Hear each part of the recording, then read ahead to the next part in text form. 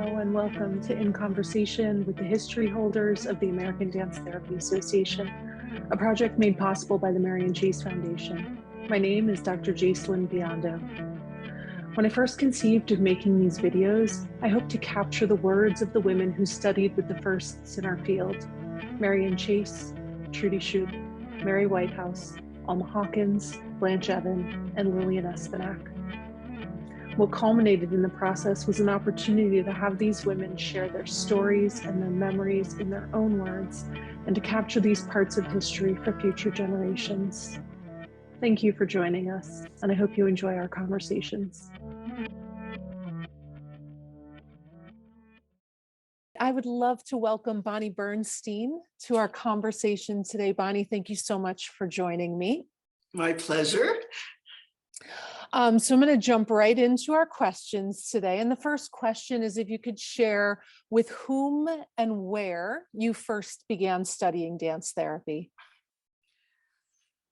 Well, 50 years ago, I studied with Blanche Evan, one of the innovators in the field, and I was studied at the Dance Therapy Center in New York on 5th Avenue and 14th Street. She had a huge, gorgeous studio with wood floors and drums and a wall full of records, and really a wonderful place to begin this kind of journey into my profession. And what was it that drew you into the field of dance therapy? It starts with my love of dance when I was 3 years old. And I really have danced my whole life. But as a child, I danced in a local dance studio, and I studied ballet and jazz and acrobatics and character dance. And just it became my world and my passion. And about age 14, I was able to travel from Astoria, New York into Manhattan and began to study at the Joffrey Dance Studio ballet. And mostly I found the New Dance Group, which was a wonderful place in the 60s for learning world dance, which was quite unusual at that time. And I studied with Destiny, Afro-Haitian dance, and Tito Samba and Malanga, Congolese dance, and Hadassah, Indian dance, and modern dance. And just dance became really a center of my life through my teen years, until I left for college, where I decided to focus on dance. And I must say also that at that time, this was the 60s, and I was very politically active. And this was also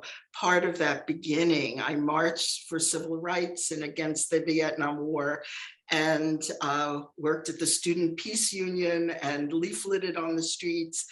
And I was really developing a broader sense of myself as a dancer, but also as an activist. And this brought me to going to Goddard College, which was a very progressive school, but Mark Ryder, a principal dancer in the Martha Graham Company, was the main dance teacher. So it was a good fit. And little did I know that that would really be a wonderful pathway to becoming a dance therapist, because Goddard allowed you to study away from the school. And since I was on scholarship, they paid for me to study away from the school. And they also encouraged off-campus activities that in the community as part of your study. So at 17, I went off to teach creative dance to problem children in a Vermont public school. And the teachers were delighted because they had an hour in their classroom without the hyperactive children and the shy children and the impulse controls children and the children with special needs. And I had an opportunity at 17 to develop teaching creative dance for these children. I knew nothing. I only knew my love of dance. I never took an education course. And to my surprise, these children got better. They were behaving better in the classroom. They felt better about themselves. They got to sit, rather than sitting in the back of the classroom, they got to be the star leading a line of children. And they got, instead of being told to be quiet and sit still, the more freedom in the space that they took, the happier they were and the more celebrated they were. And so I don't think I'm alone in this for the dance therapy field. I was certain I invented dance therapy.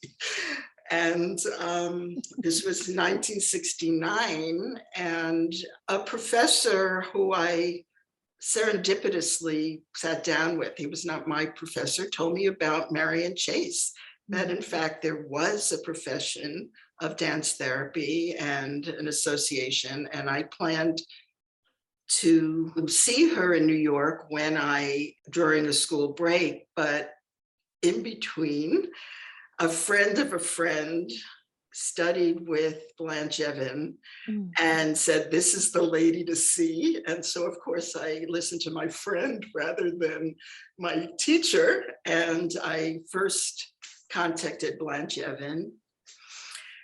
So I was filled already with social interest and dance interest and teaching curiosity. And when I met Blanche, I had a private individual session. So I just turned 18. I was quite younger than anyone else studying at that school at that time. Most people came after college or they're already working as social workers and wanted to bring dance into their work. But I had this profoundly powerful 1 hour session. I left feeling like a whole new part of myself opened up, and Blanche invited me to join a training course that was starting 4 days later. That was my beginning. I never left. I was with Blanche for 12 years. She was my mentor, my dear friend, my guide. And I studied with her from age 18 to 30. So really someone that helped me develop who I was, as that's what you're doing during those years, through dance. Yeah. I love this notion of just instinctually kind of moving into work with these children and knowing that something is shifting in them and knowing how to highlight and spotlight them and their strengths and just moving in that innate way that we as dancers know. And that really started, it was kind of instinctual for you to start that, and then the connection with Blanche. So hearing this, can you share a little bit about your experience studying under Blanche Evan? Well, so because I was a Goddard student, they actually allowed me to work with Blanche and gain credit as a student. So I spent the next 3 years studying with Blanche, again on scholarship, so they paid for that, which was important to me from my background. And I took academic classes at the New School in NYU to augment my central focus on the Blanche Evan method of dance movement therapy for the urban neurotic client, which was a very different branch of dance therapy than much of what was going on at that time, because Marian Chace had been training in these 3-week intensive workshops and then launching her trainees into working in hospitals. So there were many of Marian Chace trained people at that time.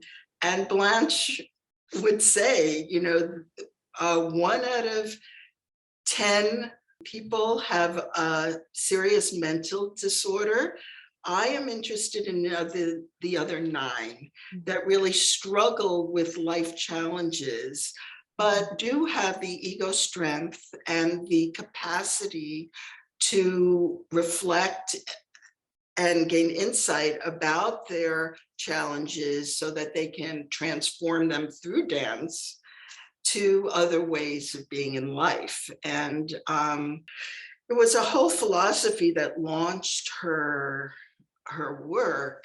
And so the studio was this like energized place of dance, that she was a brilliant educator. She worked towards always taking concepts into dance experiences so that we learn from the inside out. And she spoke very poetically and concisely, but it was kind of like sitting at the foot of a master or dancing at the space of a master as we explore the theories and methods through our own dance experiences.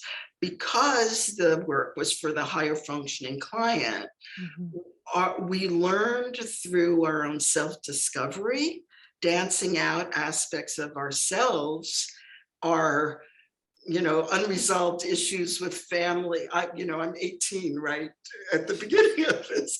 So I had lots of drama and conflict and trying to figure who I was. And all this, I learned how to externalize into the space and dance out these feeling states and find different ways of integrating them to feel stronger about myself with those issues, how to transform those issues into other ways of being that felt better to me. So these 12 years, there was really a parallel of learning techniques and methods and strengthening my personality, building my character, my courage to be fully who I wanted to be and to make a statement in the world, to be independent and free to fully be myself. And so the training really became an in-depth therapy experience. And in so, I know to this day, when I work with clients, I have because of the way she trained, I have such a deep kinesthetic empathy and intuition when I'm working with clients, because I feel what needs to be done, what needs to be danced, really from my thousands of hours of experience doing this in my own body in relationship to myself. So that was the atmosphere. There's a lot to say about training with Blanche and in her studio, because we studied hard. She had very high expectations.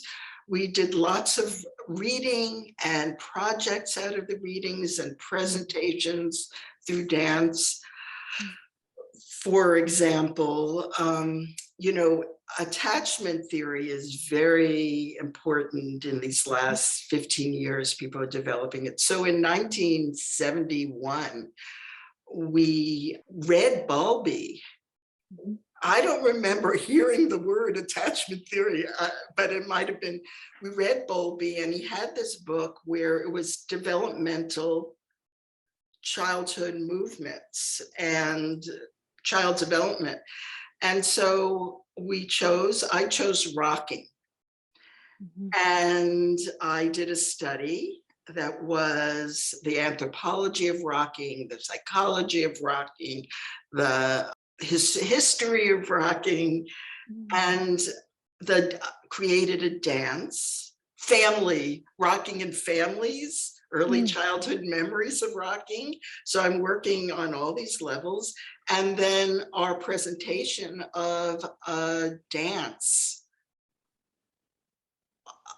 summarizing a dance study, what was important to us about what we learned about rocking. And that's a very typical holistic way we studied, always with the dance at the center. Is there something in particular that stands out most about Blanche's teaching? The whole emphasis of her work is the broad potential in the use of dance.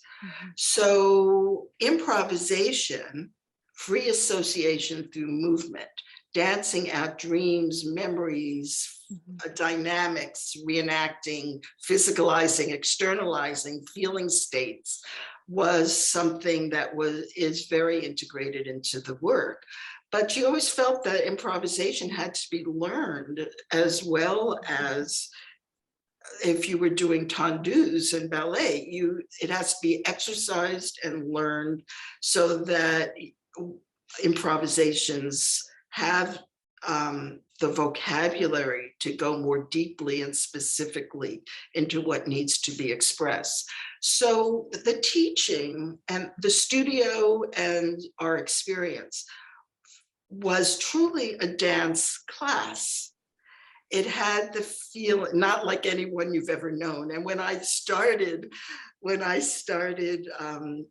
had come with my ballet and character dance and African dance and all that, I felt very much like a dancer. And I stepped into the studio and I stepped into an entirely new way of using dance, both in improvisation and also in learning how to use the elements of dance to dance more fully and freely.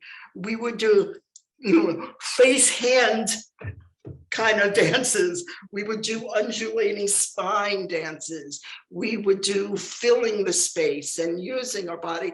The complexity of the way her dance teaching was integrated into the method. So we danced and danced and danced to learn dance dynamics, forcefulness, explosion in dance, shyness in dance, gentleness in dance, our own, not as a performance and not for someone else, or even stepping into the client, though we did that too.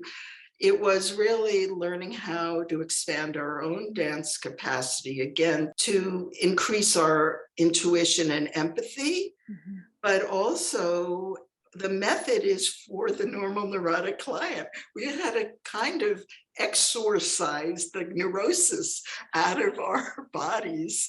We had to learn how to be more confident, more free, more courageous, more expressive, more daring to find our own personality. And so we all did that through dance. And in doing that, we were working with the elements of dance, not in any way in a Laban. She did not use Laban, but we experimented with space and rhythm and intensities, dynamics in dance. And this then allowed more range in our depth improvisation. When we did go into dancing out our feelings, we could use a scapula in a way that, had we not discovered really what the scapula could do, to thrust someone away from us, let's say. So there was a direct relationship between dance education and dance therapy and expression. So this was going, so if you can imagine this gorgeous honey-floored, huge loft with the drums and the scarves and the props and the percussion here, and the ceiling to floor records there, and then filled with a group of people who were dancing for their own discovery. And since the therapy in group, though we were working in groups in our training, it was not focused on group interaction whatsoever. We might have felt each other's intensities, but because it's for the higher functioning client, she had a whole philosophy about first focusing on you and your own journey and your issues as an individual. So we were all dancing in parallel discoveries. We all come with different bodies, different memories, different families, different histories, different traumas, different issues that we want to deal with.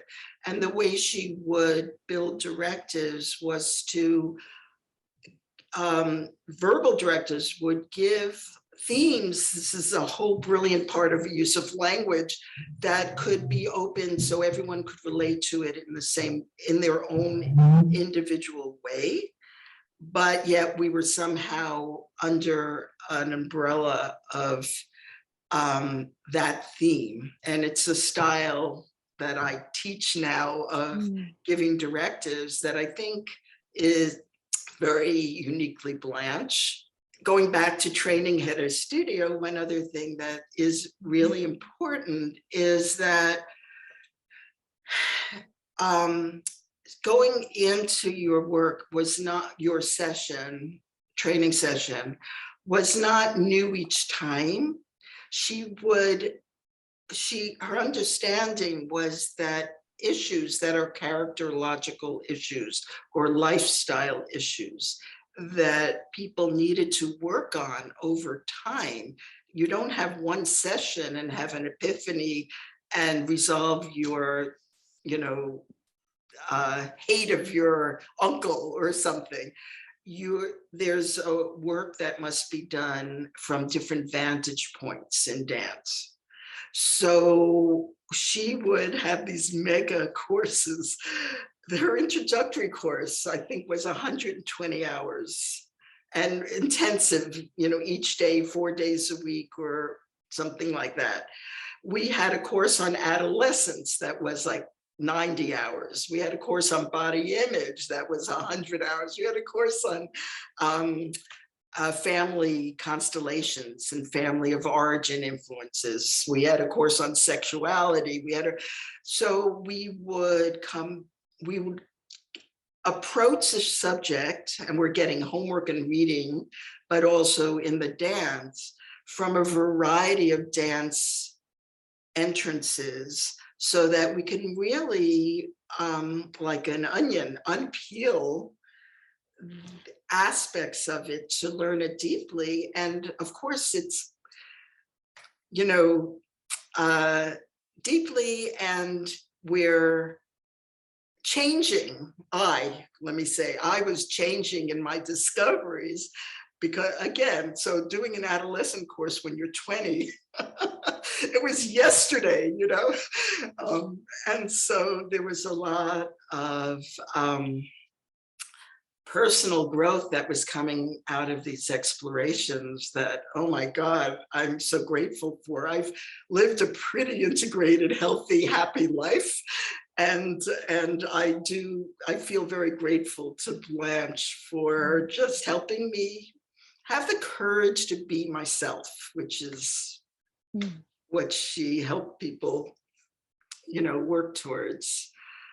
What would you say is your fondest memory, Bonnie, about studying dance therapy? Okay, well, with Blanche, my 12 years of mentorship,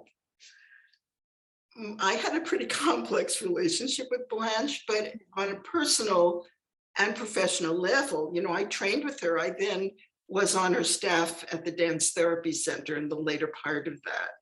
And we became, I hesitate to say friend because it was always such a respect, but we became close, very close. So when I think of my memories of Blanche, they span all that. That's a very sweet memory, though not always so easy. Another memory was the specialness I felt to her, honestly. She had other very special people in her life, I know Iris Rifkin Gaynor studied with her from the age of 3. Mhm. So, though she was 8 years older than me, but she did create these special connections with a few long-term students. And um, I thinking about this, some of that sweetness was when I connected with her as a dancer. She was a choreographer, a performing dancer, a soloist. She had a company. Her first love was dance till the day she died. Mm. And we saw her dance in her later life, and she was beautiful Mm. and um, remarkable. And so I haven't mentioned that another very important influence in my own development as a dance therapist, which really started when I used to do Israeli folk dance in the synagogue across the street when I was 4, 5, 6, 7. But certainly this world dance interest blossomed in my work, my study at the New Dance Group. Well, this then went on, and I had an opportunity when I was about 24 to go on a trip to Ghana and Nigeria with these 2 people from the Museum of Natural History and the Metropolitan Museum of Art, who wanted to bring West African dance to the public schools in New York.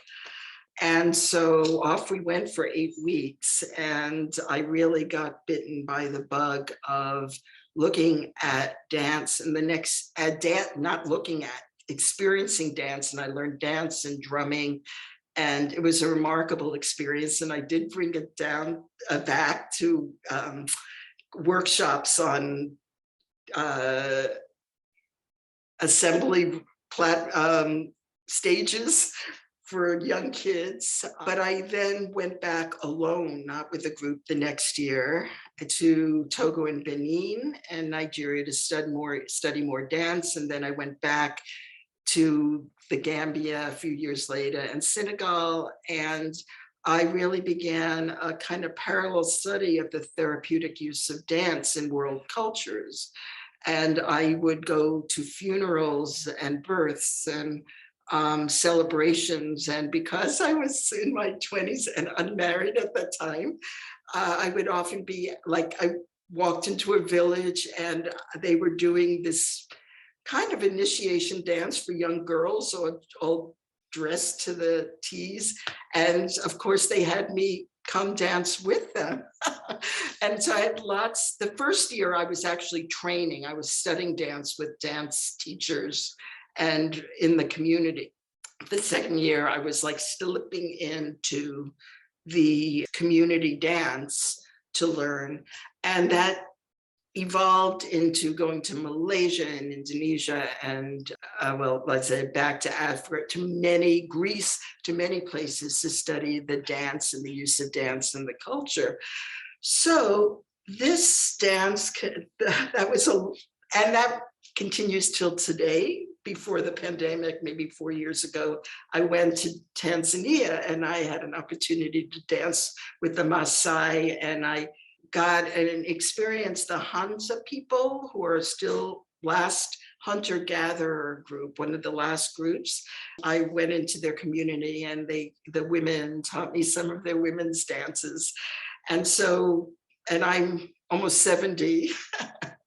So it's just a passion always. So how did I get here when I'm talking about Blanche? So Blanche's love of dance and my passion for world dance really developed. I experienced a special connection with her over that. And if you ask me about sweetest memories, And maybe this was a little bit of being a young person wanting to feel special, but I remember her coming back from Africa and her having me demonstrate all the new ways I had learned to use my hips in West African dance. And when I came back from Malaysia, she had me do this candle dance that I had learned for the class. And to me, it said that with all the therapy and the depth work that we were learning and how to dance our deepest threads of our unconscious and bringing them forward, and transforming and growing as therapy focuses on these issues, at the same time, that value of dance experiences was always motivated by Blanche. Okay. It seems just so multifaceted and layered with so many beautiful qualities and components. I love listening to you share about it and thinking about that, and thinking about your previous comment about Blanche really wanting her work to be presented as she wanted it to be. I'm wondering if you can share what you would say the essence of dance therapy is as you understand it from Blanche Evan. Okay, so a very big question. Right now, I'm involved very much with the Blanche Evan Dance Foundation with my colleagues, Iris Rifkin-Gaynor, Ann Kranz, and Barbara Melson, where we have 40 boxes of unpublished manuscripts and tapes, trying to bring this into publication in some way so that we can pass this work forward. I try to do this with my teaching, but we're always looking for new ways to do this. And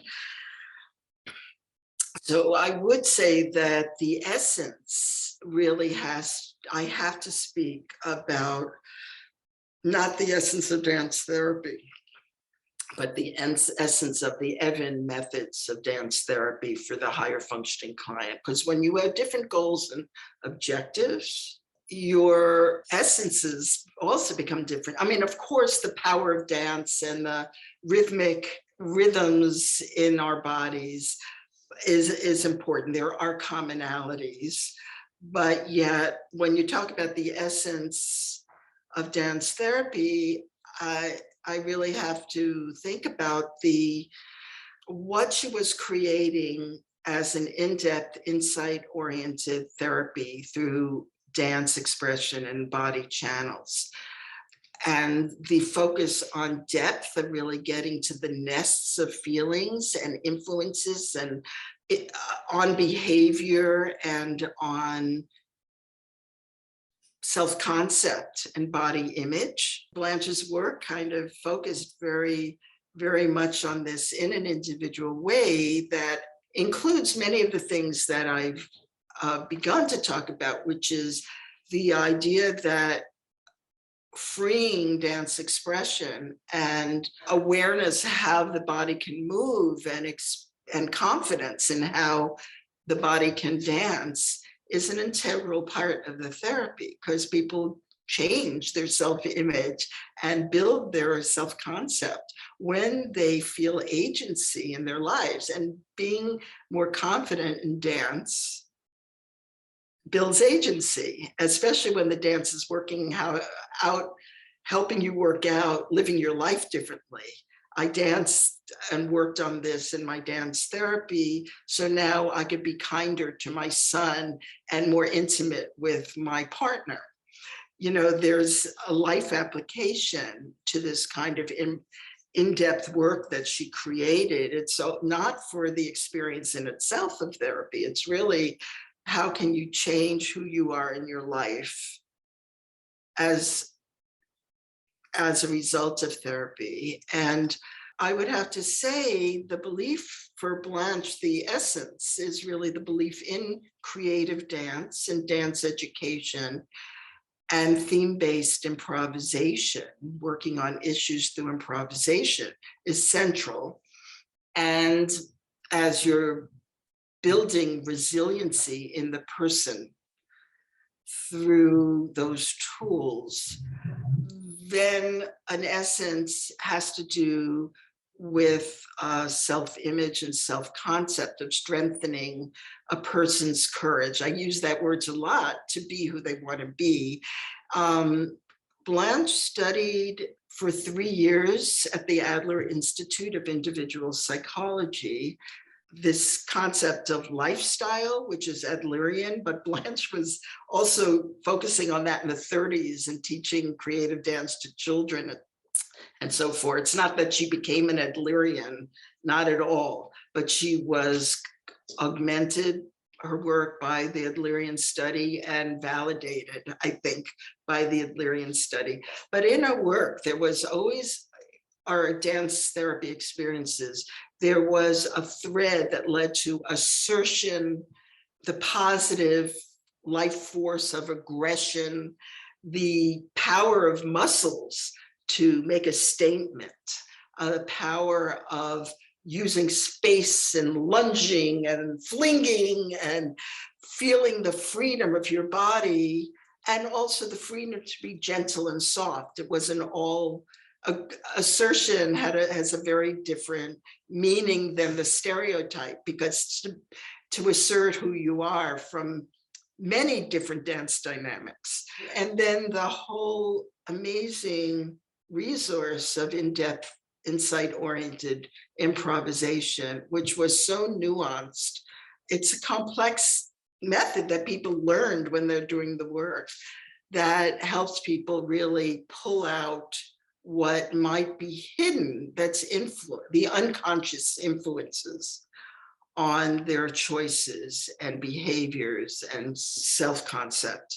And so this process of, through dancing out dreams, through dancing the unexpressed, through reenacting traumas, through when healthy for the person, experimenting with new ways of being, all through different improvisation methods. And there's like many, many, many different ways to get to this.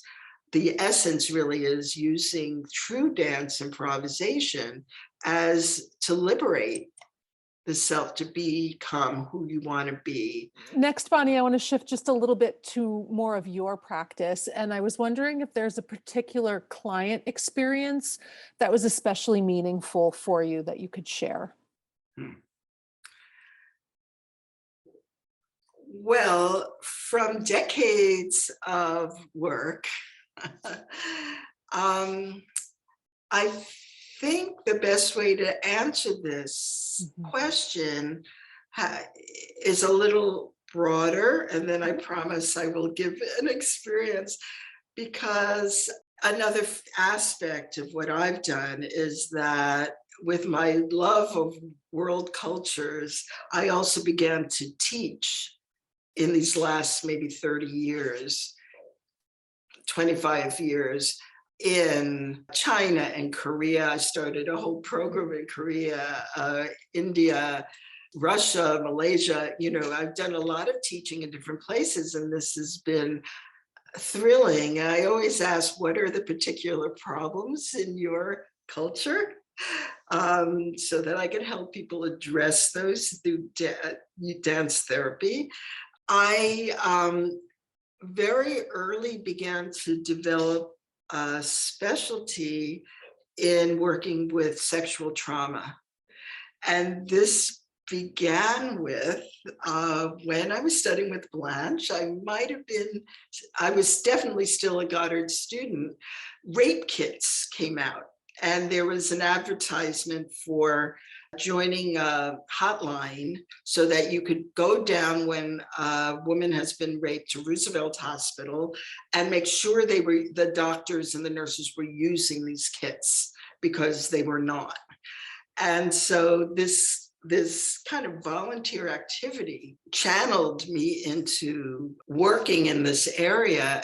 I've worked with rape crisis centers and really had to develop, though I use Blanche's work as a base, I really had to develop my own techniques, methods, interventions, sensitivities to really bringing out the strengths in this population in many different ways. And I ran groups for incest survivors and rape survivors and these are amazing women, then mostly women, who their problems were so psychophysically held that the dance therapy became an incredible resource for regaining sense of control and empowerment and agency, and also sometimes not regaining, because for the incest survivors, it was often finding in a new ways that they never thought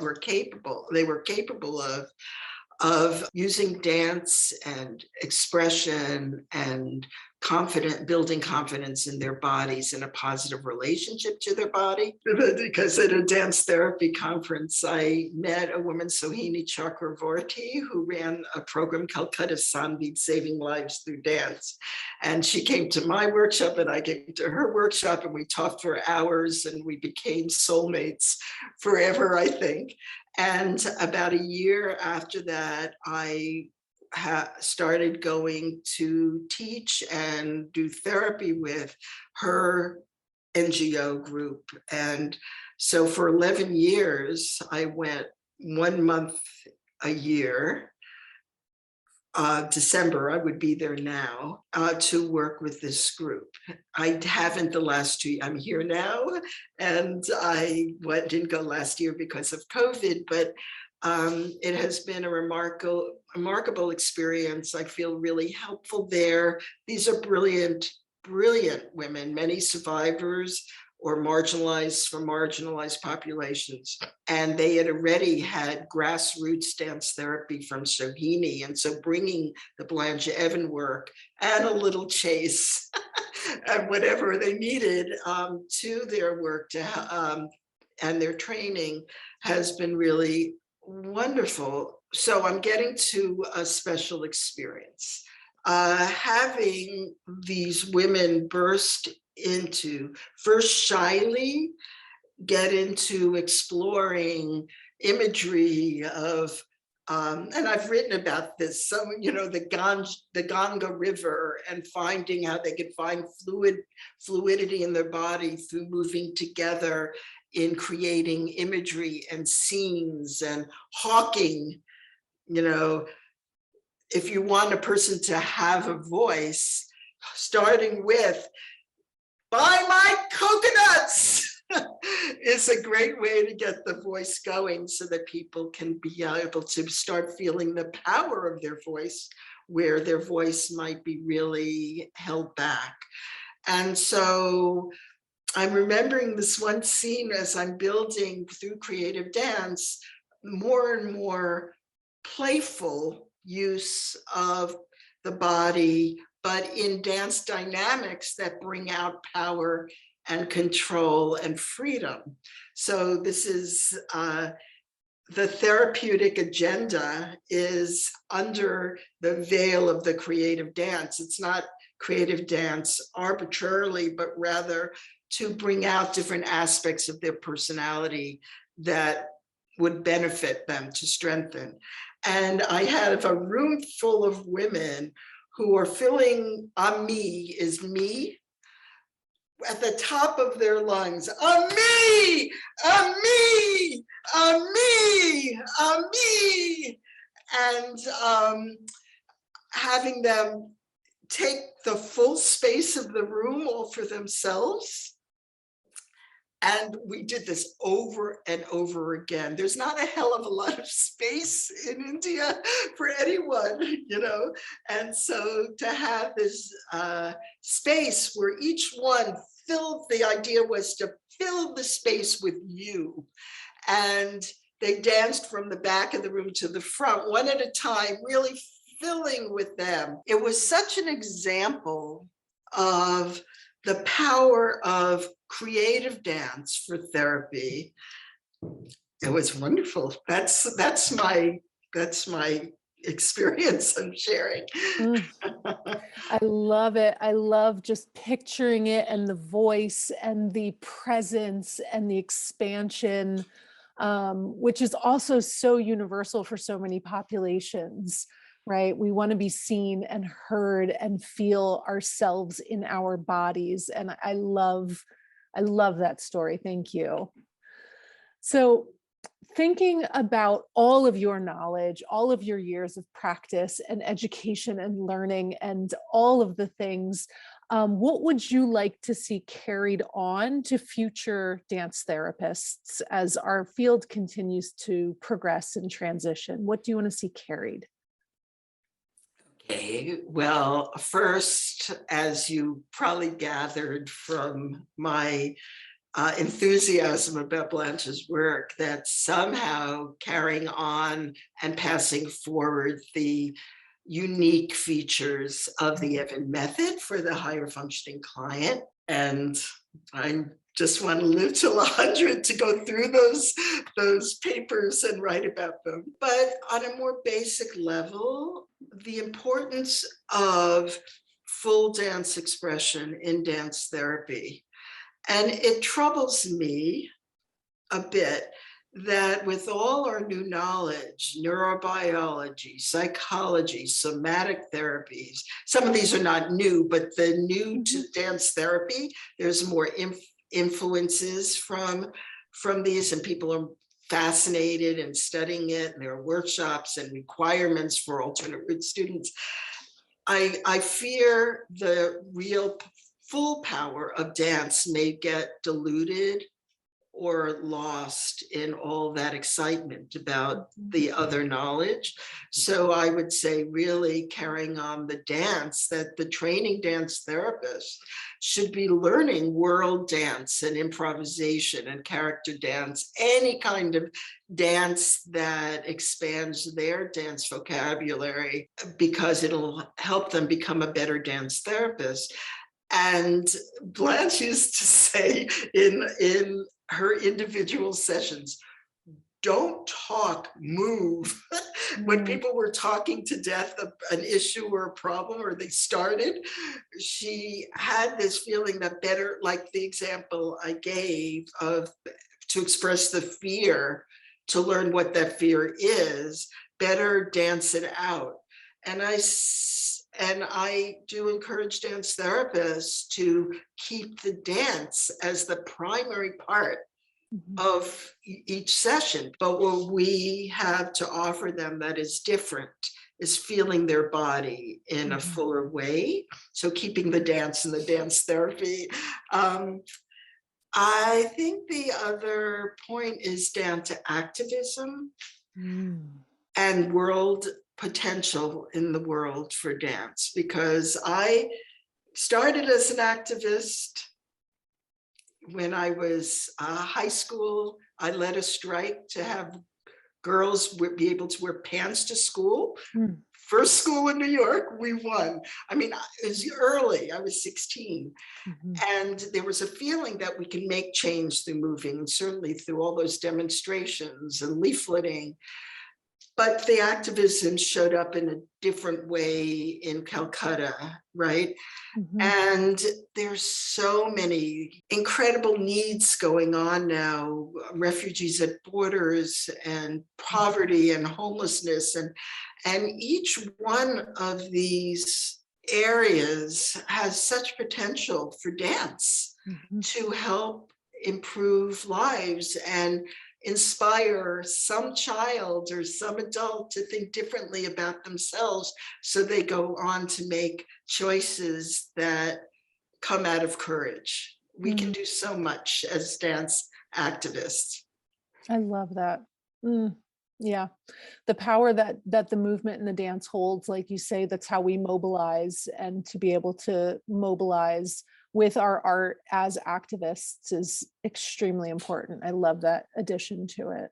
I am just so grateful to Blanche Evan for my experience and for being such an amazing role model. You know, she was really her own person. She was a renegade, and she was a dancer to her bone, heart and soul. And so I guess I would say to end this, that an enormous amount of gratitude to teachers and to gurus, really, who share their knowledge and bring it forward. And I hope I can do that same thing for my students. So. I'm sure you have, and I'm sure you will continue. So Bonnie, to kind of wrap up our time together, I don't have another question for you, but an invitation, and I was wondering if you would like to share a little movement together. I would be delighted to do that, and in the Blanche Evan style, because so often in dance therapy, many dance therapies together means some kind of mirroring or moving really with the focus on the relationship. But I would invite you to experiment with dancing together Blanche Evan style, which is really taking a theme, maybe how we're feeling about having this interview. Perfect. But dancing it in our, I'll do it in my seat, but Sure. dancing in a way which it has to do with an improvisation from self for self, and for you to feel what that's like. Perfect. Okay. And what are we saying? 1 minute? Sure. 1 minute. Perfect. Okay, let's go.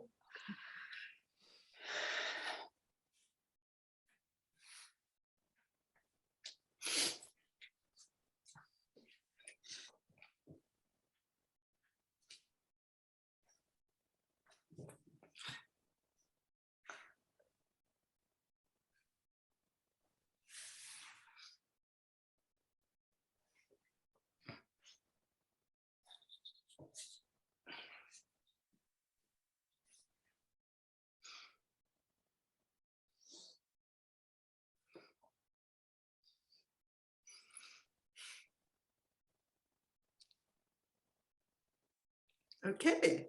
Oh, Bonnie, I just want to thank you so very much for talking with me today. Your stories and your knowledge and your wisdom and the history that you hold is so important. And I am just absolutely thrilled that you shared it with me. I'm very honored to have had this time with you. So thank you so much. Well, thank you for inviting me. And it was a pleasure, really. There's a lot to say about the work of Blanche Evan. And I feel very good about having done this and also sharing it with others, again, to bring her work forward.